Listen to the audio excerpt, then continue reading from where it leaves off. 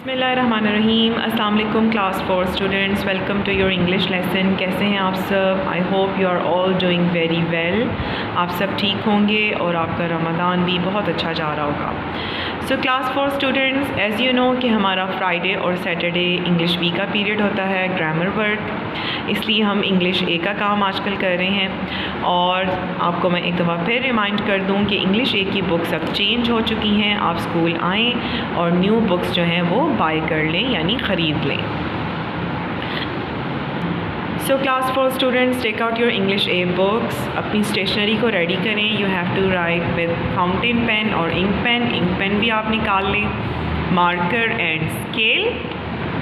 अब you have grown up, अब आप माशाल्लाह बड़े हो गए और आपको अपनी रिस्पॉन्सिबिलिटी यानी अपनी ज़िम्मेदारी का बहुत अच्छे तरीके से पता है। राइट क्लास, अपने नोट्स भी आप रेडी करें, साथ निकालें, और इंग्लिश ए की कॉपी भी। As you know class 4 students कि हम यूनिट 1 द सी पे हैं। इसका बुक वर्क हम कर चुके हैं। Now we are doing copy work, और कॉपी वर्क करने के लिए आपको हेल्प करेंगे ये नोट्स और साथ में ये वीडियो लेक्चर्स जिनको आप वॉच कर रहे हैं, इनको केयरफुली वॉच करें, साथ नोट्स भी ओपन करके रखें और बुक भी। कॉपी का पेज आपने कैसे रेडी करना है? आज हमने सेंटेंसेस बनाने हैं, सेंटेंसेस लिखने हैं उन वर्ड्स के जिनके आपने कल मीनिंग्स लिखे थे कॉपी में। As you can see from your notes, अपने नोट्स खोलेंगे तो आपको सारी समझ आ जाएगी। जिन वर्ड्स के हमने उर्दू मीनिंग और इंग्लिश मीनिंग लिखे थे, उन्हीं वर्ड्स के अब हम नोट्स सेंटेंसेस बनाएंगे। ओके क्लास, आप ख़ुद से भी बना सकते हैं लेकिन करेक्ट होने चाहिए। टू हेल्प यू ऑल, हम लोग अब आप इस वीडियो में देखेंगे कि किस तरह से वर्ड सेंटेंसेस हमने कॉपी पे करने हैं। सो क्लास 4 स्टूडेंट्स, आपको कॉपी का पेज रेडी करना अब तो बिल्कुल अच्छे तरीके से आ गया हुआ है। फिर आपको रिमाइंड कर देती हूँ, आपने मार्जिन लाइन ड्रॉ करनी है, डेट लिखनी है, डे मेंशन करना है, और यूनिट का नंबर एंड यूनिट का नाम। यूनिट का नाम है हमारा द सी। राइट, बहुत इंटरेस्टिंग यूनिट है ये।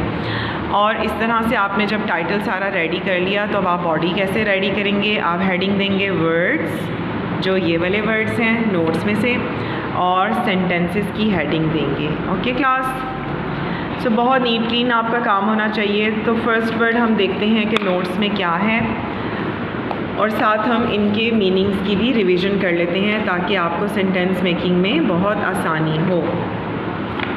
So class first word is creature.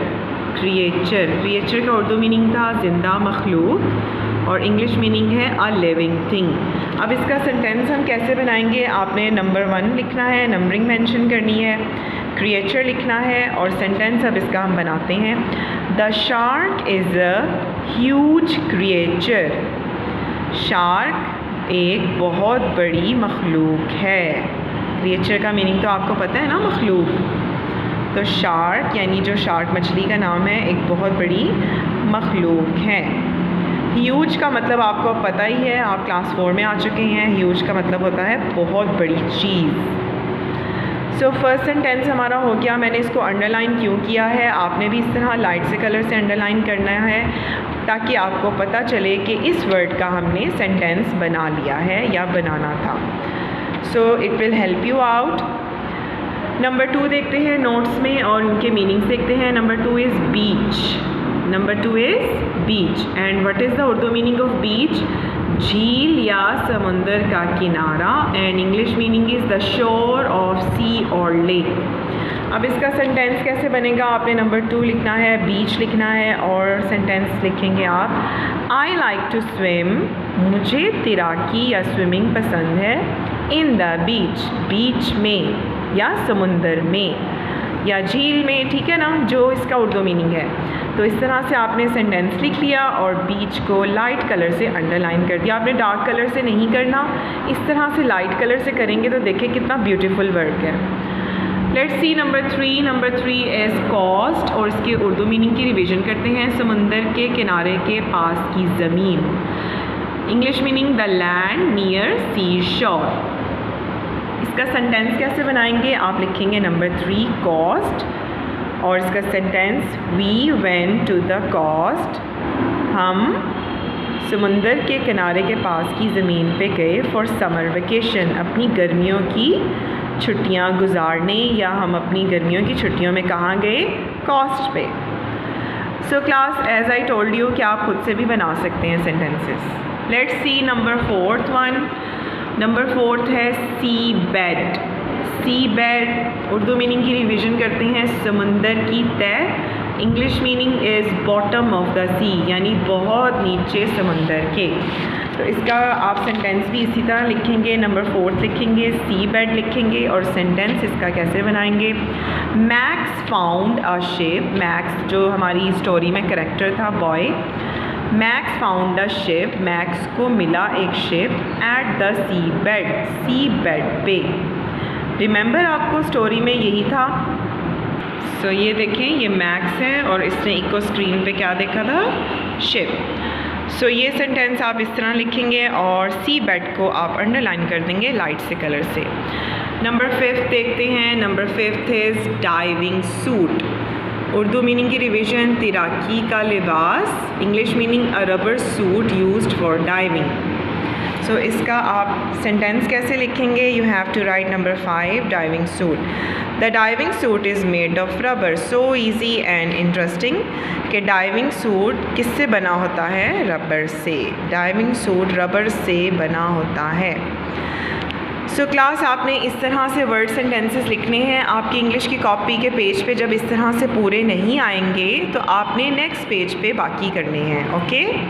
So class, ये देखिए, ये 1 पेज पे 5th तक हमारे सेंटेंसेस कंप्लीट हो गए। अब हम नेक्स्ट पेज पे इस तरह से लिखेंगे, मार्जिन लाइन ड्रॉ करेंगे और सेंटेंसेस वाली लाइन भी ड्रॉ कर लेंगे। तो 6th वन हम देखते हैं। 6th हमारा वर्ड क्या है? हॉप। उर्दू मीनिंग एक पाँव पर कूदना, and English meaning to jump on 1 leg.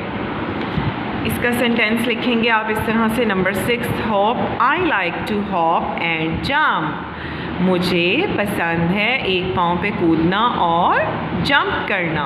सो ये आप सेंटेंस इसका लिख सकते हैं और हॉप को आप अंडरलाइन कर दें।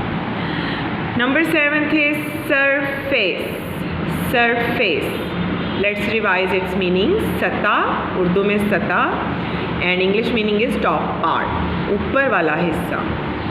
सो इस तरह से आप सरफेस का सेंटेंस लिखेंगे। Number 7, surface. He dived below the surface of the water, यानी उसने तैराकी की या उसने डाइव किया बिलो द सरफेस, सतह के नीचे पानी के। ठीक है क्लास, इस तरह से आप सेंटेंस बना लेंगे सरफेस का और अंडरलाइन कर देंगे सरफेस को, क्योंकि इस वर्ड को हमने यूज़ किया है to make sentence. Now let's see the last one, bay. Last one is bay. Urdu meaning is khaleej and English meaning is a bank or dam to keep water back. Bay का sentence आप ऐसे बनाएंगे। Number 8, bay. The bay glittered in the sunshine. यानी बे जो है वो चमका, glittered mean चमकना या शाइन करना, इन द सनशाइन यानी सूरज की रोशनी में। क्लास, अगर आप देखें, अक्सर आप टीवी में या वीडियोस में देखते हैं कि पानी जो होता है, समुंदर का पानी, वो सूरज की रोशनी पड़ने से चमक रहा होता है ना, तो उस चमक को हम क्या बोलते हैं? ग्लिटर्ड। हाँ जी, तो हमने सेंटेंस भी इसलिए बनाया है, the bay glittered in the sunshine, और आपको बे भी दिखाया था मैंने कल। Here is the bay. So class, आपके वर्ड सेंटेंसेस जो हैं वो कंप्लीट हो गए हैं, 8 के 8। ये देखें, आपने इस तरह से सारे सेंटेंसेस लिखने हैं। आपको मैंने 1 बाय 1 पढ़ाए हैं और समझाए भी हैं। साथ मैंने आपको वर्ड मीनिंग्स की दोबारा से रिवीजन करवा दी है नोट्स की। और क्लास, आपका होमवर्क क्या है? आपने इनको अच्छे तरीके से लिखना है, लर्न करना है, और प्रीवियस जो आपका वर्ड कॉपी पे हो चुका है, वर्ड डिक्टेशन वर्ड्स हैं, वर्ड मीनिंग्स हैं, और ये अब वर्ड सेंटेंसेस हैं, इनको आपने लर्न करना है और रफ़ कॉपी पे लिखना है। जी, आपने इनको इंग्लिश ए की कॉपी पे तो लिख लिया है, ठीक है ना, लेकिन आपने लर्न करके अपनी मामा को या ख़ुद को टेस्ट देना है लर्न करके। Understand class? It was your homework and your classwork is done. Till then, take care and Allah Hafiz.